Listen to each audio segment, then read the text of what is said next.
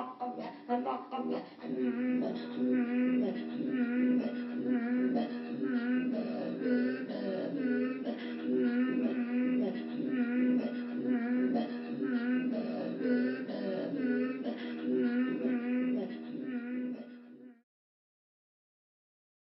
il y a deux circonstances qui ont convergé, trois on pourrait dire, dans ma décision de commencer des recherches en Inde.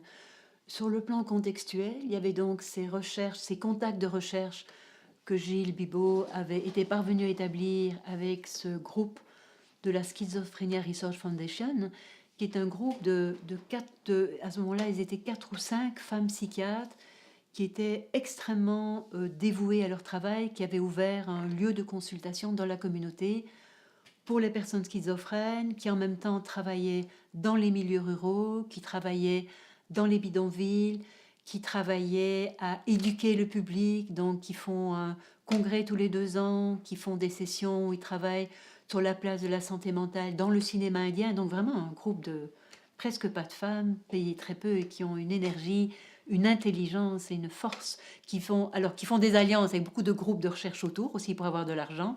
Et donc, ils font de la recherche génétique avec l'Angleterre ou avec le Douglas. En tout cas, ils ont tout un réseau de recherche autour d'eux. Mais donc, il y avait cette possibilité-là de travailler avec eux et avec 2 femmes exceptionnelles qui sont le docteur Tara et le docteur Padmavati. Donc, il y avait ça. Il y avait le fait qu'à partir de mes recherches avec les patients psychotiques ici à Montréal, ce qui apparaissait était donc une question concernant quel est le rôle de la culture nord-américaine par rapport à une orientation du retrait positif vers la dimension retrait, donc de l'exclusion, plutôt que vers le positif d'un retrait positif, si je pourrais dire. Positif étant donc le rapport à la société. Donc ça, c'est une deuxième chose. La troisième, alors, bon, comment est-ce que ça se passerait dans un autre contexte et pourquoi pas l'Inde, hein? Et la troisième raison qui fait que l'Inde était particulièrement appropriée était que on avait observé donc que chez des patients psychotiques, le rapport à la spiritualité et à la religion était particulièrement important.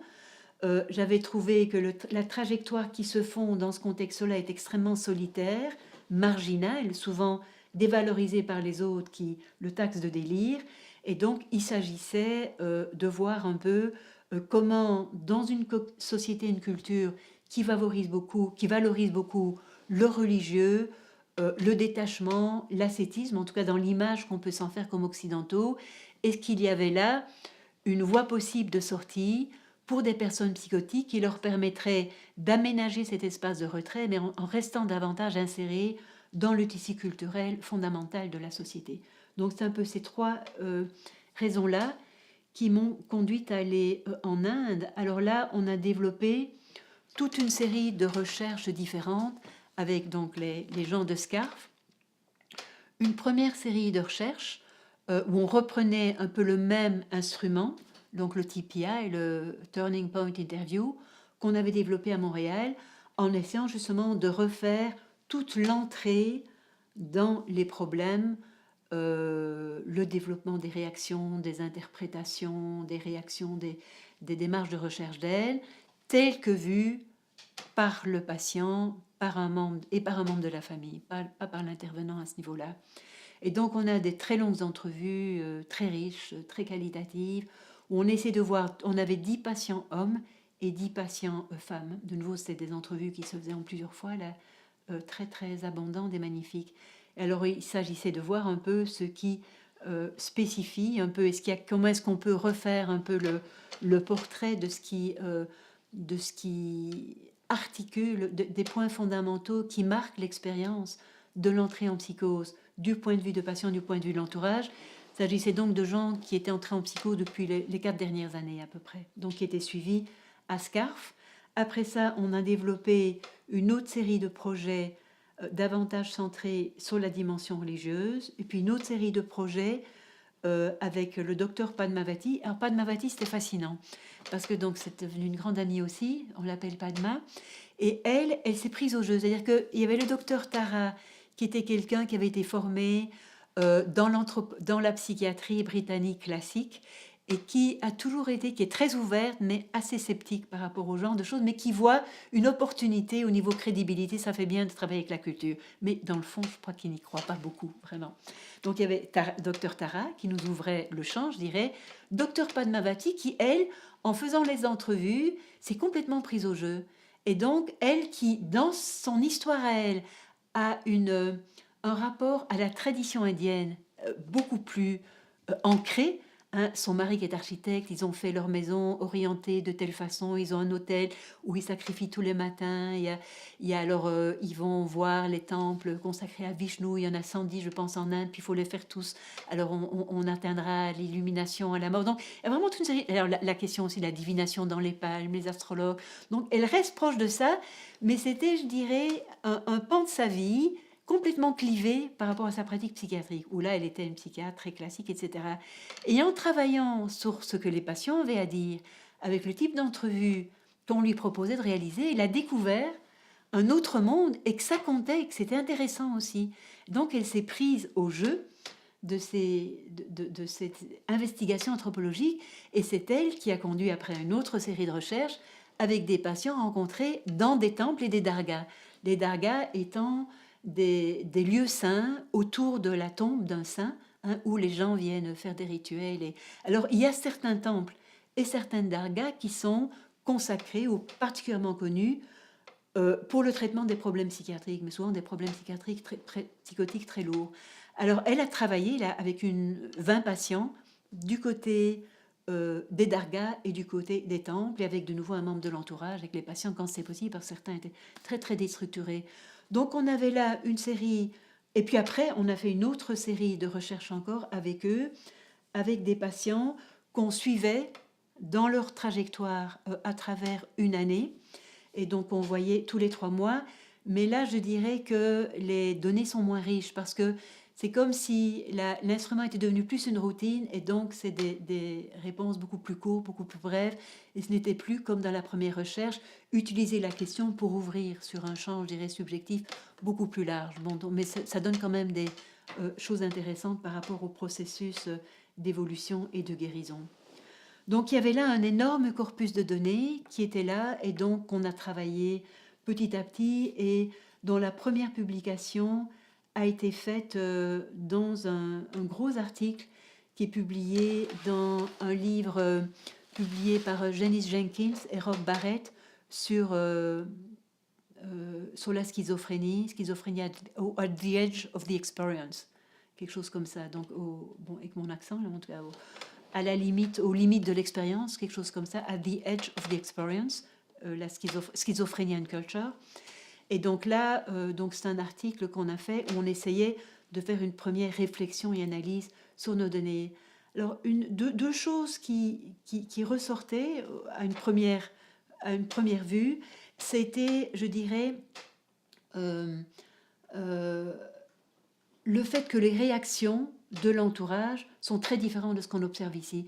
Donc les gens restent d'une présence, d'un soutien, d'une proximité absolument hallucinante, je dirais même avec des patients extrêmement perturbés, violents même. Donc il y a ce soutien, cette présence qui demeure extrêmement grande, d'une part, et d'autre part, une réaction de deuil face à la psychose énorme, encore beaucoup plus qu'ici, de deuil qu'on retrouvait tant du côté des patients que du côté de la famille. Et le deuil, c'est qu'évidemment, le genre de clientèle qu'ils reçoivent dans ces cliniques, dans la clinique en tout cas de Scarf, là je fais référence aux 10 premières entrevues côté garçon et côté fille, c'était des gens qui viennent, donc des gens relativement éduqués quand même, et donc ce sont des jeunes dans lesquels la famille investit énormément de projets, d'argent, de perspectives d'avenir. Et alors le deuil de ne pas arriver à remplir ses attentes, et du côté des patients, la tristesse avec laquelle ils disent, par exemple, qu'ils ne peuvent pas prendre soin de leurs parents âgés, hein, qu'ils ne peuvent plus acheter du thé à leur mère, qu'ils ne peuvent plus acheter de bracelets pour leur sœur. Donc vraiment, cette façon d'assumer le rôle, mais un rôle qui est incorporé dans la notion même de la personne, et comment les problèmes qu'ils vivent, les handicaps fondamentalement par rapport à ça, c'était extrêmement poignant, extrêmement fort. Donc c'est pas du tout le fait que la psychose serait normalisée, parce que bon, dans d'autres cultures, on dit souvent, ah, mais là, dans les cultures, la psychose c'est pris comme autre chose. Non, c'est pas ça. La psychose, et dans toutes les cultures où j'ai travaillé, c'est un drame, c'est une tragédie, c'est une angoisse sans fond, c'est vraiment s'affronter, je dirais, à l'enfer, hein, pour les patients et pour l'entourage. Mais la façon dont ça va se réorganiser, les stratégies, les réactions, ça fait une différence très grande suivant les milieux. Mais quand on est vraiment dans la psychose, dans la schizophrénie, il y a quelque chose où l'univers bascule. Et l'élément, quand on essaie de reconstruire l'expérience des personnes quand elles nous parlaient de leur entrée en psychose, c'était ce qui dominait, c'était l'angoisse, l'anxiété, le sentiment que le monde est hostile. Hein, les gens, c'est pas, ils vous regardent d'une drôle de façon. Dans le bus, les gens parlent de vous, ou bien alors aussi la porosité des frontières entre soi et le monde. Hein. Les gens voient à la télévision des choses, mais en fait ils voient en vous, ou vous voyez dans les autres. Il y a donc cette porosité des frontières et le sentiment que on perd l'accès au langage, que les mots n'ont plus de sens, que le langage bascule. Et donc ça, ce qui est extrêmement frappant, c'est qu'on a retrouvé certaines façons de formuler les choses qui sont quasiment texto, la même chose que ce que les patients nous ont dit au Québec. C'est vraiment impressionnant. Pour ça, oui, il y a la culture. Alors, je vais participer à une session au mois de novembre en l'honneur de Byron Good, donc qui est une session organisée pour lui dans le cadre du AAA. Et là, je vais justement essayer de dire que c'est très important de montrer l'influence de la culture sur l'expérience de la psycho, mais comment, à côté de ça, il y a aussi une dimension qui traverse, qu'il faut penser les deux à la fois, ce qui est universel et ce qui, justement, se réorganise au niveau de l'expérience. Donc, un enjeu qui est extrêmement important, je pense, au niveau, en tout cas, de l'anthropologie psychologique et peut-être d'autres niveaux d'anthropologie. Donc, il y a toute cette question, donc la question du deuil et la question justement de comment ils arrivent à... Alors, à ce moment-là, de se dire, mais comment est-ce qu'ils font les membres de l'entourage?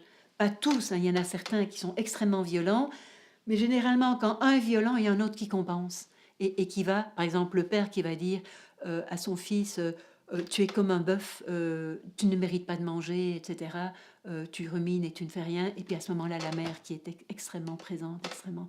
Donc, mais en général, ce qui domine, c'est la tendance vraiment extrêmement affective. Donc, on a essayé de voir qu'est-ce qui aide les familles à faire ça. Donc, ça, c'était la première chose.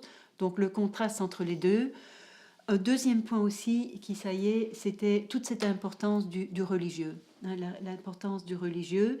Et de nouveau, quand j'avais dans la recherche effectuée à Montréal, il y avait le contraste entre tomber en psychose et puis tomber en religion plutôt. Donc la religion qui accentue les crises et puis une religion qui permet au contraire d'aménager un espace intérieur.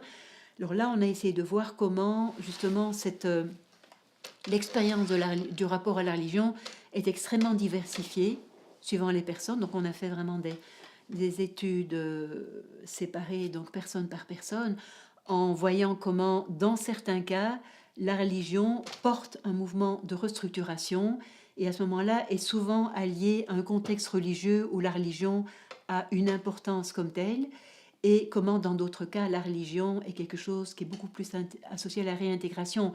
Mais la présence de la religion est beaucoup plus importante, je dirais, que ce qu'on a observé au Québec. Donc on le voit en germe au Québec, mais beaucoup plus articulé, beaucoup plus élaboré en Inde, avec en même temps beaucoup plus de possibilités de voir comment la réaction de la famille et la réaction des personnes par rapport à la religion sont beaucoup plus communes. Alors, par rapport à cette question du religieux, un petit pas en arrière, c'est que quand on a travaillé à Montréal avec des patients venant à la fois des Québécois francophones et d'Afrique et de Haïti essentiellement, ce qui frappait, c'était du côté des Québécois francophones, une importance assez grande aussi, donc déjà en début de psychose, hein, de cette élaboration d'une position de retrait positif, l'importance d'aller dans des monastères, de faire certaines prières et tout, et comment c'est identifié par l'entourage comme signe de délire, hein, donc quelque chose qui est très mal reçu par l'entourage, comment, mais l'importance de ce retrait, du côté des personnes qui venaient d'Afrique et d'Haïti, une très très grande importance de la religion, mais l'Église, les églises, le soutien, le pasteur, les cercles de prière autour d'eux, et ça c'était surtout pour l'entourage, parfois également la personne allant le prendre, et c'est donc la force communautaire de ces églises, comme les églises de la guérison en Afrique, on dira, donc de ces églises, par opposition du côté francophone, quelque chose de beaucoup plus solitaire, beaucoup plus, c'est ça, faisant référence à une spiritualité davantage. Du côté de l'Inde, on voit vraiment toute la question beaucoup plus où ils vont, par exemple, certaines personnes vont utiliser beaucoup, plusieurs en tout cas, les lieux religieux comme lieu d'isolement. Donc, par exemple, ils vont aller dans des tentes et puis ils vont dormir dans le temple, ils vont dormir dans le temple, ils vont s'asseoir à l'écart. Mais là, personne ne fait attention, c'est pas grave, c'est pas un itinérant là, c'est quelqu'un qui est là, qui est assis dans le temple et tout simplement qui dort là, qui passe ces jours-là. Ou bien ils vont aussi parfois pouvoir utiliser la référence aussi à des mauvais esprits pour nommer ce qui est dangereux en eux, ce qu'ils perçoivent comme dangereux, comme étranger, comme aliénant. Donc il y a toute une série d'utilisation du religieux qui est extrêmement diversifiée aussi et qui porte beaucoup leur trajectoire pour essayer de se réhabiliter. On a travaillé aussi en contrastant la question des hommes et la question des femmes. Et là, ce qui dominait, c'était, bon, les femmes sont beaucoup plus souvent, il y a beaucoup plus souvent de jeunes femmes qui ont été mariées ou pas. Alors du côté des femmes, c'était beaucoup plus l'hostilité de la part de la belle famille, extrêmement grande, extrêmement sauvage, la reconduisant dans la famille, la reprenant. Alors tout pour les femmes, le fait de faire des va-et-vient, entre chez eux où ils retournent et ça va beaucoup mieux. Donc là, c'est comme s'ils se refaisaient un capital intérieur privilégié. Et puis de là, on la renvoie chez le mari, le rapport avec la belle famille. Parce que du côté des femmes, c'est elles qui sont quand même censées soutenir, je dirais, la façon de faire les repas, la question des rituels et tout. Et donc le fait que la femme ne soit plus capable de porter ça, beaucoup des maris, c'est insupportable, sous la belle-mère qui ne le supporte pas et qui le renvoie dans la famille ou qui l'isole de manière extrêmement violente. Avec certains maris, par contre, qui sont d'une présence à côté de leur femme que j'ai jamais vue ici au Québec. Donc de nouveau, alors quand on voit par rapport à ça, on s'interroge sur la question du retrait positif et du religieux. On voit donc comment la référence au religieux permet à la fois de nommer une expérience étrange intérieure. Alors là, c'est tous les récits que les personnes font de leur entrée en psychose, par exemple, c'est très frappant. Cette personne qui raconte comment, quand elle avait 17 ans, elle a eu la vision d'une personne tout habillée en blanc, auréolée de lumière, qui s'avance vers elle, une lumière orange qui s'avance vers elle et qui lui dit quelque chose.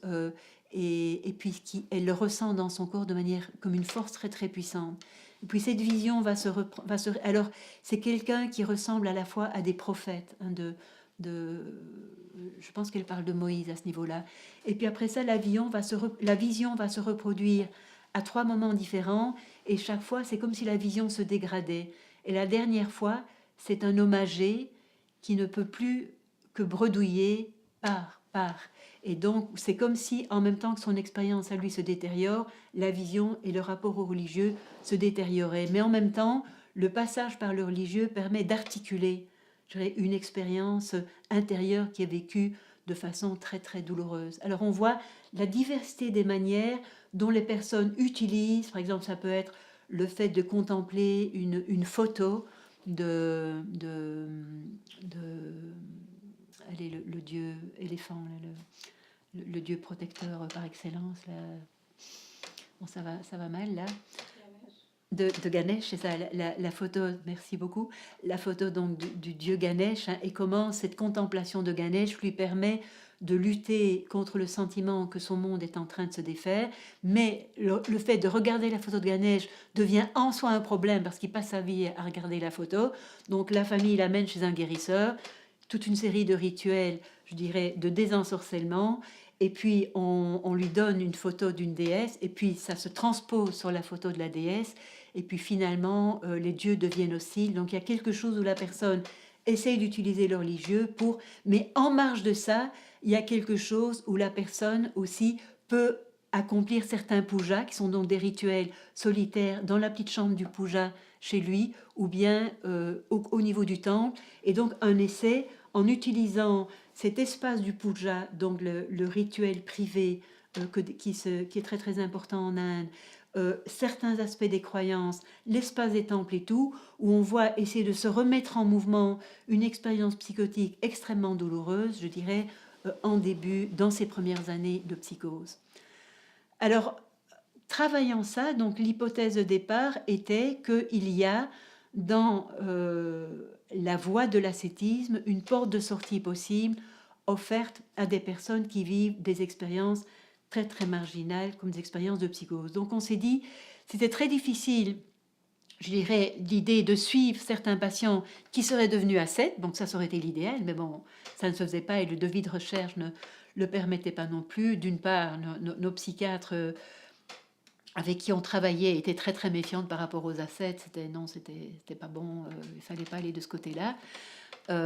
Donc ça n'allait pas. On n'avait pas accès vraiment à d'autres, à des psychotiques autrement. Donc on s'est dit on va prendre la chose du côté de l'ascétisme. On va commencer les recherches du côté des ascètes. Alors là, on est parti sur les routes de l'Himalaya avec un autre collaborateur qui était aussi psychiatre, mais qui connaissait très bien le yoga, qui était très très intéressé, lui, à l'idée comme telle du projet, et pas juste à la psychiatrie, là. Et alors qui nous a accompagnés, justement, parce que c'est lui qui faisait l'interface, alors qu'en Afrique, je parlais plusieurs langues, et ça se faisait dans les langues. En Inde, comme j'ai toujours été, on a été chaque année, pendant une douzaine d'années, pendant à peu près 6 semaines chaque année, mais ça ne permet pas d'apprendre la langue. Donc on travaillait à travers lui. Et donc, on a été à ce moment-là à la rencontre d'ascètes sur les routes de l'Himalaya, donc les hauts lieux de pèlerinage.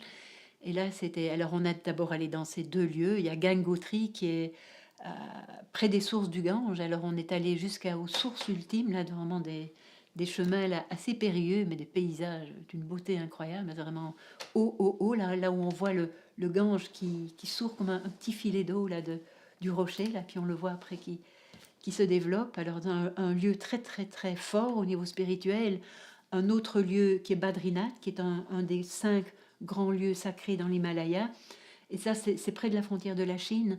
Et on voit, c'est beaucoup plus populaire. On voit des gens qui sont emmenés dans ce lieu très, très, bon, aussi très haut, mais très désertique. Alors on voit les gens qui sont emmenés, des personnes âgées, à dos dans des paniers, là, portés par des petits porteurs népalais, là, ou très, très, très, très solides. Et alors cette efflorescence toujours de rituels. Alors ce qui est fascinant, c'est le contraste entre cette diversité rituelle, cette sensorialité des rituels, cette vie incroyable, ces milliers de personnes, ces centaines de milliers de personnes dans le Gange, les petits bateaux qu'on jette dans le fleuve avec des bougies allumées, les pétales, les parfums. Et puis à côté de ça, ces ascètes avec qui on parlait, qui eux fréquentent très peu les temples, ils se mettent près des temples pour demander la charité des fidèles, puisqu'ils vivent de ça, mais qui eux ont une trajectoire qui va dans ces lieux-là, sont des lieux forts, des lieux de force particuliers, mais qui ne vont pas du tout, qui vont très peu dans les temples. Donc c'est toute cette trajectoire de spiritualité qui nous intéressait à comprendre. Donc on a rencontré des ascètes dans ces lieux-là, et alors sur la route. Alors là, bon, je veux dire que notre collègue indien là, les arrêtait, on arrêtait, qui partaient, on se disait mais ils vont jamais accepter de répondre, alors qu'ils les interrogeaient sur leur vie là, sur le champ, puis qui s'arrêtaient 1 heure, 2 heures, 3 heures, parfois plus détaillés, d'autres fois moins, et puis qui répondaient avec une bienveillance. Et en fait, je me disais, ils sont tellement bienveillants et ils répondent tellement librement parce qu'ils s'en fichent complètement. Ça n'a aucune importance pour eux. Ils répondent et puis ils passent. Donc, très très présent, mais d'une présence riche parce que ça n'a aucune importance pour eux. Et ça, c'est vraiment pour moi le cœur de quelque chose d'essentiel dans l'hindouisme et dans la façon, la vie qu'on voit en Inde. Alors donc, on a commencé à travailler avec ces ascètes, essayant. Alors, on a travaillé de nouveau au niveau à la fois de l'idiome, de l'idiome de l'ascétisme. Donc là, on a énormément lu bon, les textes sacrés indiens. Bon, je ne suis pas du tout spécialiste, mais quand on a essayé de lire les Upanishads, les Puranas, donc les textes sur les mythologies, beaucoup lu aussi des auteurs qui ont travaillé sur l'Inde. Bon, il y a Louis Dumont notamment, mais alors il y a celui que j'aime tellement là. Elle est là, c'est cet indologue qui est spécialiste des Védas à Paris, le grand. En tout cas, son nom va me revenir là. Donc, on a beaucoup lu ce qu'il avait écrit. Alors lui, l'intérêt aussi, c'est qu'il est il travaille ces choses, il est très ouvert à la psychanalyse aussi, donc il publie dans les revues de psychanalyse, mais en restant toujours très, très, très centré sur les questions des Védas, essentiellement pour lui.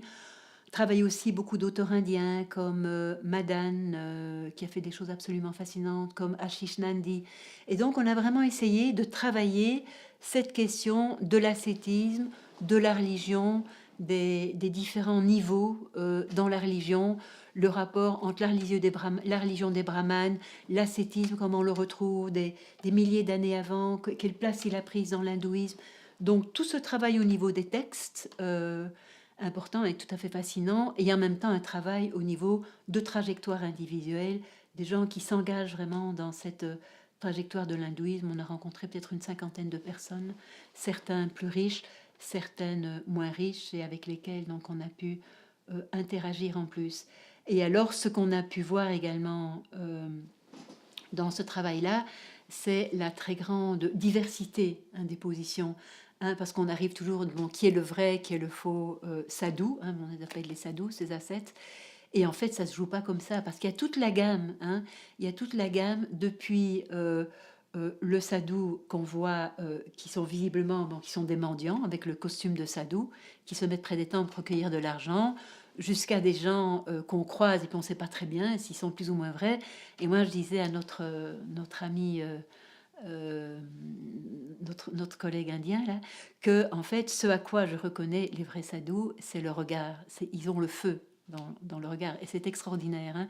Alors ça, c'est tout le paradoxe des sadhus, qui est le fait qu'à la fois il y a un détachement total de toute la réalité matérielle, un détachement et à la fois une intensité, un feu dans le regard qui est absolument incroyable. Et ce feu-là est tellement fort que à 3 reprises au moins, ça a vraiment un effet, moi je ne me laisse pas facilement aller dans les choses là, mais d'hypnotisme. Il y a l'impression d'entrer, de basculer dans le regard de l'autre, tellement l'intensité qui prend le regard est grande. Et c'est pour ça que nos collègues indiennes ne voulaient pas que l'étudiante que j'avais qui était passée chez eux aille avec les ascètes, disant ils vont vous hypnotiser.